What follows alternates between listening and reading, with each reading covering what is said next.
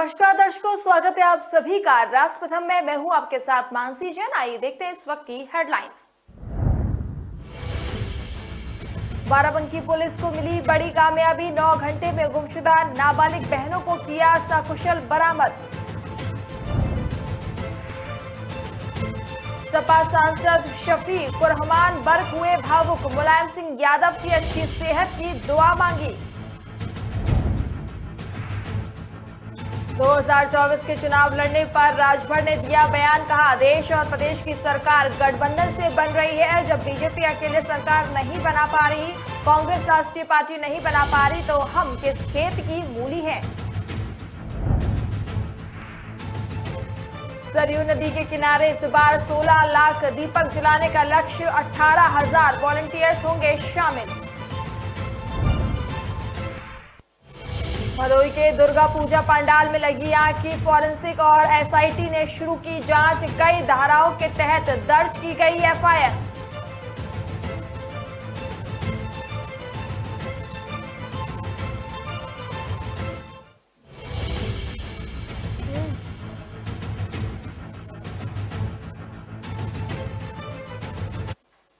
इस वक्त की बड़ी खबर है, हम आपको बता दें कि अमित शाह इस वक्त लाइव है, आप देखिए। आज तक 1,62,00,000 पर्यटक हमारे जम्मू कश्मीर के अंदर आए हैं। 70 साल से हमारी मांग थी कि यहां से अंतर्राष्ट्रीय उड़ान शुरू हो, नहीं होता था। अब मोदी जी ने श्रीनगर से शारजाह तक सीधी फ्लाइट शुरू कर दी। रात को किसी को जाना है तो जम्मू और श्रीनगर से रात्रि की फ्लाइट नहीं थी। मोदी जी ने जम्मू और कश्मीर में, श्रीनगर में रात्रि की फ्लाइट करने का भी फैसला ले दिया। और ये कहते थे कि धारा 370 हटाओगे तो खून की नदियां बह जाएगी। मैं आपको हिसाब देने आया हूं। पहले कांग्रेस के समय में 2006 से 2023 में जो आतंकवादी घटनाएं हुई वो 4,766 थी। मित्रों, कितनी थी? 4,766 आतंकी घटनाएं हुई थी। और ये जाने के बाद 370 जाने के बाद 2019 से 22 में 4,766 से घटकर सिर्फ 721 रह गई है। मित्रों, 721। मोदी जी ने निरंतर दहशतगर्दों के खिलाफ, अलगाववादियों के खिलाफ, ये हुर्रियत वालों के खिलाफ एक कठोर मुहिम चलाई। ये इसका परिणाम है। और मित्रों, पहले जो सुरक्षा बलों की मृत्यु होती थी वो 1200 के आसपास होती थी। 1200 से घटकर 137 आकर रह गई है। यही बताता है कि जम्मू कश्मीर सुरक्षित हुआ है। पहले मुझे बताओ भाइयों बहनों, आए दिन पथराव के समाचार अखबार में आप पढ़ते थे या नहीं पढ़ते थे? बोलो भाई, जोर से बोलो। सुना ही नहीं पड़ा? पढ़ते थे या नहीं पढ़ते थे? अब पथराव के समाचार आते हैं क्या? आते हैं क्या? मोदी जी ने युवाओं के हाथ से पत्थर लेकर लैपटॉप थमाने का काम किया है, नौकरी देने का काम किया है। ये परिवर्तन जम्मू कश्मीर के लिए बहुत महत्वपूर्ण है। माताओं, भाइयों, बहनों, मैं रजौरी आया हूं। मैं आपको कहना चाहता हूं, रजौरी में मेडिकल कॉलेज की आपने कभी कल्पना भी की थी क्या? जरा जोर से बोलो, की थी क्या? रजौरी में मोदी जी ने मेडिकल कॉलेज भेजकर न केवल यहां के बच्चों को डॉक्टर बनने का मौका दिया है, मेरे पहाड़ी भाइयों के लिए मुफ्त में इलाज हो, इसकी व्यवस्था यहीं पर कर दी है। आपको किसी को जम्मू जाना नहीं पड़ेगा। इसके साथ साथ कठुआ, डोडा, अनंतनाग, बारामुल्ला और अपना रजौरी, ये सारे मेडिकल कॉलेज बनाए। सिर्फ रजौरी के लिए 139 करोड़ रुपया मोदी जी ने खर्च करने का काम किया है।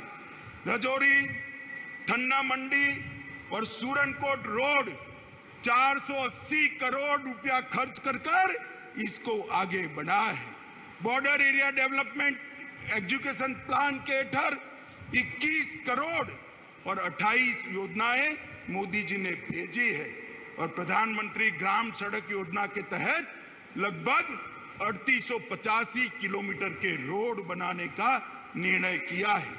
जम्मू पूंछ राजमार्ग को 4 लेन का, अब जम्मू पूंछ राजमार्ग 4 लेन का बनना है और इसके लिए 1337 करोड़ रुपया मोदी जी ने किया है।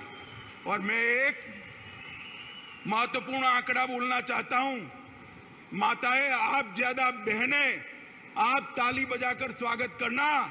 ये अपने पहाड़ी क्षेत्र में 20,000 से ज्यादा घरों में पहली बार बिजली भेजने का काम हमारे नरेंद्र मोदी जी ने किया है। बिजली भेजने का काम।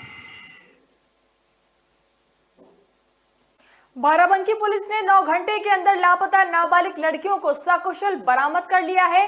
जैतपुर थाना क्षेत्र की रहने वाली दोनों नाबालिग बहनों की उम्र 13 और 14 साल बताई जा रही है। पुलिस को मिली दोनों बहनें साई इंटर कॉलेज जैतपुर में 8वीं और 9वीं की छात्रा हैं। दोनों बहनों को शाहजहांपुर जिले में रोडवेज बस से बरामद किया गया। सुबह स्कूल जाते समय दोनों बहनें संदिग्ध परिस्थितियों में गायब हो गई थी। अचानक 2 नाबालिग छात्राओं के संदिग्ध परिस्थितियों में लापता होने से हड़कंप मच गया।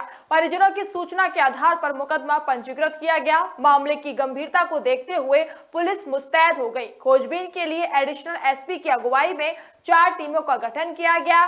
स्वाट सर्विलांस, क्राइम ब्रांच, सीओ सदर और सीओ क्राइम को भी लगाया गया। पुलिस ने बच्चियों को ढूंढने का अभियान शुरू किया। खोजबीन में दोनों नाबालिग छात्राओं के कपड़े सड़क किनारे नाले से बरामद हुए और साइकिल भी जैतपुर कोतवाली क्षेत्र में खड़ी मिली। एसपी बाराबंकी अनुराग वत्से ने बताया कि दोनों छात्राएं घर से स्कूल के लिए निकली थी। हमारी टीम बच्चियों को जगह जगह तलाश रही थी। सूचना मिली कि बच्चियां शाहजहांपुर में हैं। मौके पर पहुंची पुलिस टीम को बच्चियां रोडवेज की बस में मिली और बच्चियों को परिजनों के हवाले सौंपने की तैयारी हो रही है। पुलिस का कहना है कि अभी पूछताछ की जा रही है। बच्चियों से जानकारी हासिल की जा रही है कि वो किन परिस्थितियों में गायब हुई थी। घटना का अनावरण बहुत जल्द कर दिया जाएगा। बच्चियों के मिलने की सूचना परिजनों तक भेज दी गई है। वहीं बाराबंकी पुलिस की मुस्तैदी की जिले में जमकर सराहना की जा रही है। समाजवादी पार्टी के संस्थापक और यूपी के पूर्व सीएम मुलायम सिंह यादव के स्वास्थ्य में सुधार के लिए पूरे प्रदेश में पूजा पाठ और दुआओं का दौर जारी है। पक्ष विपक्ष हर पार्टी के नेता सभी उनकी सलामती की दुआ कर रहे हैं। उधर संभल में समाजवादी पार्टी के सांसद शफीकुर रहमान बर्क ने भी अपने आवास पर पार्टी नेताओं के साथ मिलकर मुलायम सिंह की अच्छी सेहत के लिए दुआएं मांगी। इस दौरान शरीक रहमान बेहद भावुक नजर आए। बर्क मुलायम सिंह यादव के बेहद करीबी माने जाते हैं। उन्होंने भावुक लहजे में कहा, आज संभल की पहचान मुलायम सिंह की वजह से है। वे ऐसे नेता हैं जिन्होंने कभी हिंदू मुस्लिम की राजनीति नहीं की, बल्कि सभी धर्म और जाति के लोगों को हमेशा मिलाने की कोशिश की। सपा सांसद शफीकुर रहमान बर्क ने कहा कि हम सभी ने मुलायम सिंह की सेहत के लिए दुआएं मांगी और हम सभी को उम्मीद है कि मुलायम सिंह बहुत जल्दी सेहतमंद होकर हम सभी के बीच होंगे। 1 महीने से मेदांता अस्पताल में भर्ती मुलायम सिंह का ऑक्सीजन लेवल काफी कम हो गया था, जिसके बाद उन्हें अस्पताल के आईसीयू वार्ड में भर्ती किया गया। उनकी हालत फिलहाल नाजुक बनी हुई है। वहीं प्रधानमंत्री से लेकर रक्षा मंत्री ने उनके बेटे अखिलेश यादव को फोन कर उनका हालचाल जाना है। लोकसभा चुनाव 2022 को देखते हुए सुलहदेव समाज पार्टी के मुखिया ओम प्रकाश राजभर इन दिनों प्रदेश में सावधान यात्रा निकाल रहे हैं। इसी कड़ी में सुबह अध्यक्ष से बातचीत हुई, जहां उन्होंने अपना सावधान यात्रा को बेहद सफल बताया और कहा कि पार्टी को 20 साल पूरे होने जा रहे हैं, लेकिन इतना जोश पहले कभी नहीं देखा गया जो इस बार सावधान रथ यात्रा को मिल रहा है। राजभर ने कहा कि वो इस यात्रा के दौरान अब तक 17 जिलों में 9 बड़ी सभाएं कर चुके हैं। राजभर ने कहा कि हम बिहार में 2024 से विधानसभा और लोकसभा चुनाव लड़ते आ रहे हैं। पिछले चुनाव में हम सब ने मिलकर एक मोर्चा बनाया, उसमें भी हम शामिल थे। अगर हमारा जनाधार ना होता तो हमसे समझौता क्यों होता, हम वहां चुनाव लड़ते हैं। लेकिन इस समय चर्चाएं इसीलिए अधिक हो रही हैं क्योंकि बीजेपी से छोड़कर नीतीश कुमार आरजेडी के साथ आए। 27 अक्टूबर को पटना में हमारा कार्यक्रम है जिसे लेकर टीम लगी हुई है। अभी 14 अक्टूबर को कटिहार में हम बड़ी सभा करेंगे और लोगों को जागरूक कर रहे हैं, अपने हक के लिए लड़े। हम सावधान यात्रा निकाल कर लोगों को सावधान कर रहे हैं कि आंख मूंद कर वोट ना दें, चाहे हम आए या कोई और। उनसे सवाल करिए, आप हमारे लिए क्या करते हैं, सदन में हमारे लिए क्या लड़ते हैं। 2024 के चुनाव लड़ने पर राजभर ने कहा कि देश और प्रदेश की सरकार गठबंधन से बन रही है। जब बीजेपी अकेले सरकार नहीं बना पा रही, कांग्रेस राष्ट्रीय पार्टी नहीं बना पा रही, तो हम किस खेत की मूली है। 2024 का चुनाव आएगा तो जो पार्टी के नेताओं का फैसला होगा देखा जाएगा। उन्होंने कहा कि राजनीति में ना कोई दोस्त है ना कोई दुश्मन। बसपा सपा में 36 का आंकड़ा था और हो गया है। नीतीश कुमार ने कहा था राजनीति से संन्यास ले लेंगे लेकिन बीजेपी के साथ नहीं जाएंगे और फिर उन्हीं के साथ सरकार बनाई। उन्होंने कहा कि लालू की पार्टी से समझौता नहीं करेंगे, भले घर बैठ जाएं, लेकिन आज सरकार चल रही है। कश्मीर का उदाहरण देख लीजिए, महबूबा मुफ्ती बीजेपी साथ हम भी समझ नहीं आया कि नेता कहते क्या है और करते क्या है। दीपावली के त्योहार में इस बार सरयू नदी के किनारे 16 लाख दीपक जलाने का रिकॉर्ड रखा गया है। इसी के चलते नोडल अधिकारी अजय प्रताप सिंह ने बताया कि दीपोत्सव पर कुल 16 लाख दिए जलाए जाएंगे। अभी तक हमने करीब 4 लाख दियों का इंतजाम कर लिया है। दीपक जलाने के लिए 18,000 वॉलंटियर्स का इंतजाम किया गया है जिसमें से करीब 2,000 शिक्षक हैं। बता दें कि इससे पहले 14 लाख से ज्यादा दीपक जलाने का रिकॉर्ड तोड़ा जा चुका है। वहीं 18,000 वॉलंटियर्स की टीम बनाई गई है जिसमें 2,000 टीचर्स भी हैं। वहीं दीपक की बात करें तो इस बार दीपक अयोध्या के कुम्हारों से ही लिया जाएगा जिसके लिए तैयारियां जोरों पर हैं। बता दें कि सीएम योगी आदित्यनाथ के कार्यकाल का ये छठा और उनके दूसरे कार्यकाल का ये पहला दीपोत्सव है। योगी सरकार के पहले वर्ष में दीपों को राम की पीढ़ी पर एक साथ जलाने से दीपोत्सव की शुरुआत हुई थी। इसके बाद से दीपक जलाए गए थे। इसके लिए कुल 16 लाख दीपक जलाए जाएंगे। इतनी बड़ी संख्या में दीपकों के एक साथ जलाने के लिए 2021 में 11,000 वॉलंटियर्स लगाए गए थे। दीपोत्सव के आयोजन का संयोजक राम मनोहर लोहिया अवध विश्वविद्यालय के चीफ डॉक्टर अजय प्रताप सिंह को बनाया गया है, जिन्होंने बताया कि अब तक 4 लाख दियों का इंतजाम कर लिया गया है। उत्तर प्रदेश स्थित भदोई में नवरात्र के अवसर पर रविवार रात एक दुर्गा पूजा पंडाल में भीषण आग लगने से बड़ा हादसा हो गया था। दुर्गा पूजा पंडाल में आग लगने की वजह से करीब 66 लोग झुलस गए थे जबकि 5 लोगों की जान चली गई थी। अब इस अग्निकांड में पुलिस ने एफआईआर दर्ज कर ली है। इसकी जानकारी भदोई एसपी ने दी है। बता दें कि भदोई में दुर्गा पूजा पंडाल में लगी आग पर एसपी अनिल कुमार ने कहा कि हमने आईपीसी की धारा के तहत मामला दर्ज किया है और फॉरेंसिक और एसआईटी की टीम ने जांच की और नमूने लिए जा रहे हैं। वहीं एफएसएल वाराणसी की फायर फॉरेंसिक टीम को भी इससे अवगत कराया गया है जो जल्द ही आकर इसकी जानकारी करेगी। एसपी अनिल कुमार ने इस संबंध में जानकारी देते हुए कहा कि इसमें एक नामजद और बाकी अज्ञात आयोजक के खिलाफ मुकदमा दर्ज किया गया है। एसआईटी की अंतरिम रिपोर्ट में पता चला कि हैलोजन लाइट को सजावटी पेपरों से ढका था जिसकी वजह से आग लगी। आसपास लगे पंखों की वजह से आग और फैल गई। भदोई के औरई में दुर्गा पूजा पंडाल में आग लगने से सुबह तक 5 की मौत हो गई थी और जबकि काफी लोग झुलस गए थे। इसमें 42 को वाराणसी और 18 को औरैया और 4 को प्रयागराज रेफर कर दिया गया। मरने वालों में 2 महिलाएं और 3 बच्चे शामिल है। घटनास्थल पर मौजूद लोगों को माने तो आग की वजह शॉर्ट सर्किट बताई जा रही है। जिस वक्त पंडाल में आग लगी वहां करीब 150 लोग मौजूद थे। आग इतनी भीषण थी जिसमें 40% से ज्यादा लोग आग की चपेट में आ गए। इसमें ज्यादातर लोग 30 से 40% तक झुलस गए हैं, जबकि कुछ लोगों की हालत काफी ज्यादा गंभीर बताई जा रही है।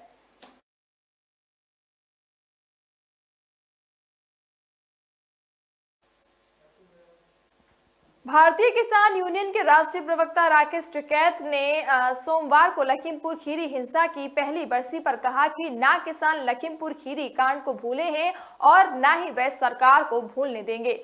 उन्हें केंद्रीय मंत्री अजय मिश्र टेनी की बर्खास्तगी के अलावा कुछ मंजूर नहीं। उन्होंने कहा कि 26 नवंबर को देश भर में प्रदर्शन होगा और इस प्रदर्शन में भी लखीमपुर खीरी हिंसा का मामला उठेगा।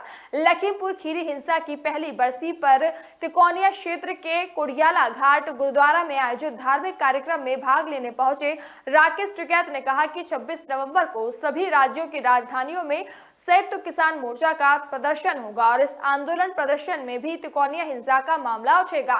तिकोनिया के कुड़ियाला घाट गुरुद्वारे में आयोजित इस कार्यक्रम में लखीमपुर खीरी कांड में मारे गए किसानों व पत्रकार को श्रद्धांजलि दी गई। टिकैत ने कहा कि देश पिछले साल 3 अक्टूबर को तिकोनिया गांव में हुई हिंसा को कभी नहीं भूल सकता, जिसमें 8 लोगों की जान चली गई थी। गौरतलब है कि उप मुख्यमंत्री केशव प्रसाद मौर्य के दौरे के खिलाफ किसान 3 अक्टूबर 2021 को तिकोनिया गांव में विरोध प्रदर्शन कर रहे थे और इसी दौरान कार से कुचलकर 4 किसानों और एक पत्रकार की मौत हो गई थी। इसके बाद की हिंसा में 2 भाजपा कार्यकर्ताओं और एक चालक सहित 3 अन्य लोग मारे गए थे। हिंसा में मारे गए किसान केंद्र के उन 3 कृषि कानूनों के खिलाफ प्रदर्शन कर रहे थे जिन्हें बाद में सरकार ने वापस ले लिया। इस हिंसा में केंद्रीय गृह राज्य मंत्री टेनी के पुत्र आशीष मिश्रा को मुख्य आरोपी बनाया गया है और वे अभी भी जेल में बंद हैं। घटना के बाद से किसान संगठन लगातार टेनी की बर्खास्तगी की मांग कर रहे हैं। कार्यक्रम में भाग लेने के बाद राकेश टिकैत ने पत्रकारों से कहा कि केंद्रीय मंत्री अजय मिश्र टेनी की बर्खास्तगी के अलावा कुछ और मंजूर नहीं होगा। मथुरा की 2 अलग अलग अदालतों में हुई श्री कृष्ण जन्मभूमि शाही मस्जिद ईदगाह विवाद से जुड़े 3 मुकदमों की सुनवाई में अगले सुनवाई के लिए 3 अलग अलग तारीखें तय की गई हैं। श्री कृष्ण जन्मभूमि ईदगाह मामले में 3 वादों की सुनवाई की जानी है, जिनमें से एक मामला लखनऊ निवासी नारायणी सेना के अध्यक्ष मनीष यादव द्वारा श्री कृष्ण जन्मभूमि परिसर से ईदगाह का हटाए जाने से संबंधित वाद को सुना जाता है।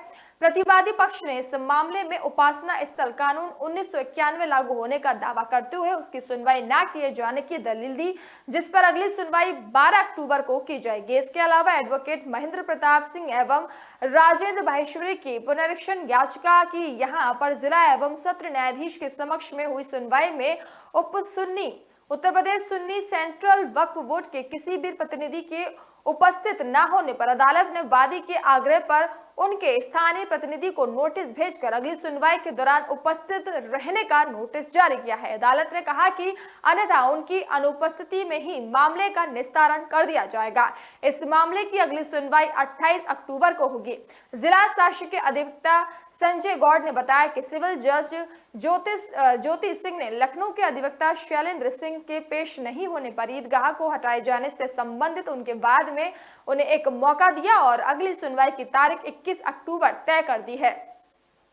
गौड़ ने बताया कि मनीष यादव के बाद में 1968 में दोनों पक्षों के बीच हुए समझौते को अवैध बताते हुए उसे खारिज कर कथित शाही ईदगाह को श्री कृष्ण जन्मभूमि परिसर से हटाकर उक्त भूमि मंदिर ट्रस्ट को सौंपने की मांग की गई है।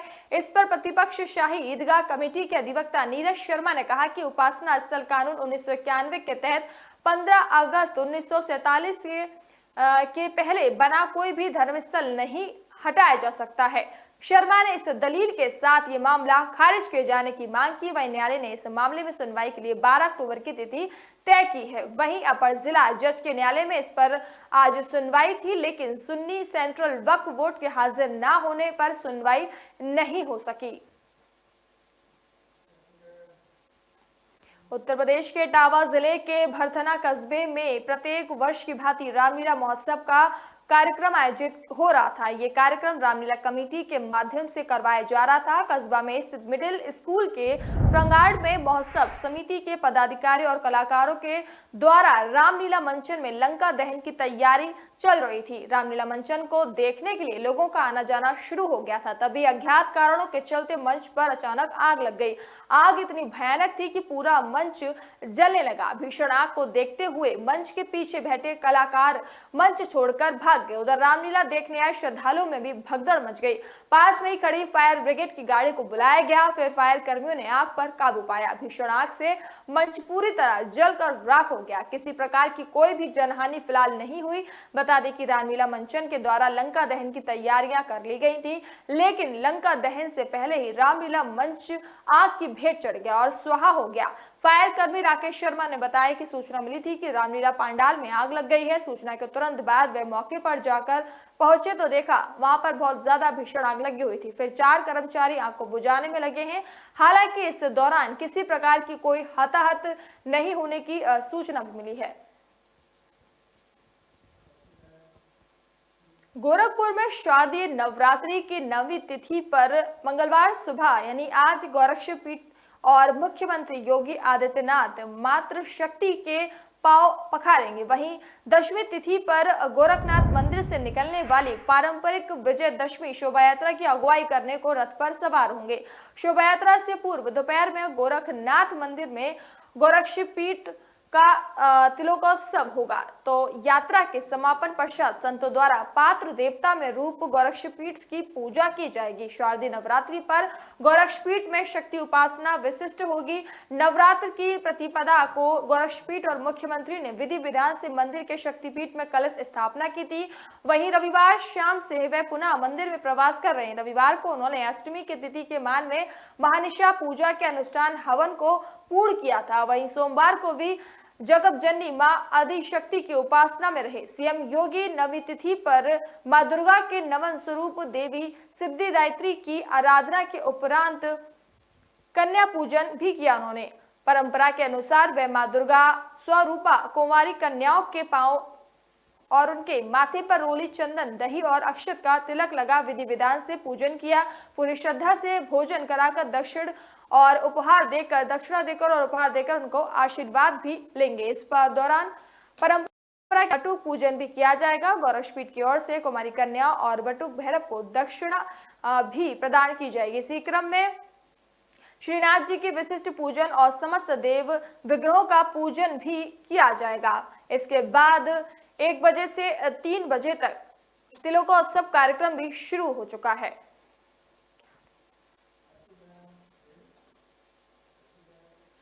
उत्तर प्रदेश के बाराबंकी पुलिस प्रशासन ने मऊ के पूर्व विधायक मुख्तार अंसारी को एम्बुलेंस मुहैया कराए जाने के मामले में डॉक्टर अलका राय के मऊ स्थित श्याम संजीवनी अस्पताल समेत लगभग 2 करोड़ 67 लाख रुपए की संपत्ति कुर्क कर ली है। ये जानकारी पुलिस के एक अधिकारी ने दी है। गौरतलब है कि बाराबंकी जिले में पंजीकृत नंबर की एम्बुलेंस से पिछले वर्ष पंजाब की अदालत में मुख्तार अंसारी की पेशी के बाद मामला सामने आया था। जांच में पता चला था कि एम्बुलेंस अलका राय के मऊ जिला स्थित श्याम संजीवनी अस्पताल के नाम से पंजीकृत है। इसी के बाद मुख्तार के अन्य करीबियों के साथ ही अलका राय को भी गिरफ्तार कर गिरोहबंद अधिनियम के तहत कार्रवाई की गई। कई महीने जेल में रहने के बाद फिलहाल अलका राय जमानत पर हैं। बाराबंकी के पुलिस अधीक्षक अनुराग वत्स ने बताया कि अलका राय के खिलाफ कोतवाली नगर में फर्जी दस्तावेजों के जरिए श्याम संजीवनी अस्पताल के नाम पर एम्बुलेंस खरीदने और इसका उपयोग मुख्तार अंसारी द्वारा किए जाने के मामले में प्राथमिकी दर्ज की गई थी। उन्होंने बताया कि इसमें गिरोहबंद अधिनियम के तहत भी अलका राय के खिलाफ मामला दर्ज हुआ था। उन्होंने बताया कि मऊ जिले के भीटी निवासी डॉक्टर अलका राय पर आरोप है कि उन्होंने गिरोह के सरगना एवं अन्य सदस्यों के साथ मिलकर अवैध कारोबार से धन कमाकर अवैध रूप से चल अचल संपत्ति अर्जित की। उन्होंने बताया कि चल अचल संपत्ति के साथ स्टेट बैंक ऑफ इंडिया की मऊ नाथ भजन शाखा जिला में बाराबंकी पुलिस और प्रशासन की टीम ने मऊ पुलिस के प्रशासन की मदद से गिरोहबंद और समाज विरोधी क्रियाकलाप निवारण अधिनियम की धारा 14(1) के तहत जिलाधिकारी के आदेश पर कुर्क कर लिए गए हैं। मऊ जिले के क्षेत्राधिकारी धनंजय मिश्रा ने बताया कि बाराबंकी जिलाधिकारी ने मुख्तार अंसारी एम्बुलेंस प्रकरण में उनकी सहयोगी डॉक्टर अलका राय के खिलाफ गैंगस्टर एक्ट के तहत संपत्ति कुर्क करने का आदेश दिया था, जिसके तहत संपत्ति को कुर्क किया गया है।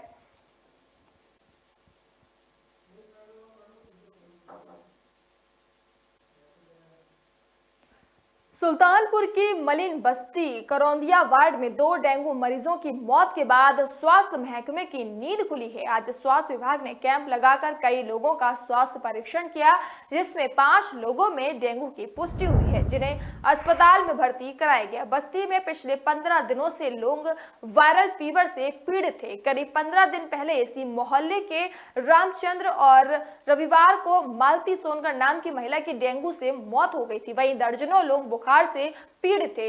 इन दोनों मौत की जानकारी के बाद स्वास्थ्य महकमे की नींद खुली। अब जाकर यहां स्वास्थ्य विभाग ने कैंप लगाया। यहां कई लोगों की जांच की गई। जांच के दौरान डेंगू के 5 नए मामले सामने आए, जिन्हें तत्काल जिला अस्पताल में भर्ती करवाया गया। इसके अलावा बुखार से पीड़ित अन्य मरीजों को दवा उपलब्ध करवाई गई। स्वास्थ्य महकमे के निर्देश पर नगर पालिका परिषद साफ सफाई की व्यवस्था करा रहा है, ताकि इस रोग को बढ़ने से रोका जा सके। Sultanpur CMO doctor DK. Tripathi ने कहा कि आज करौंदिया वार्ड में 3 टीम लगाई गई हैं। जरूरत होगी तो और टीमों को लगाया जाएगा। वार्ड के लोगों से अपील की गई कि कैंप पर आकर अपनी जांच कराएं। जिला अस्पताल से लेकर सभी सामुदायिक स्वास्थ्य केंद्रों पर जांच और उपचार की सुविधा उपलब्ध है। करौंदिया वार्ड के लोगों ने सीएमओ के प्रति आभार जताया। उनका कहना है कि सीएमओ ने अपनी मौजूदगी में हम लोगों की जांच कराई और इलाज की व्यवस्था की, जो कि इस वार्ड में पहली बार हुआ है।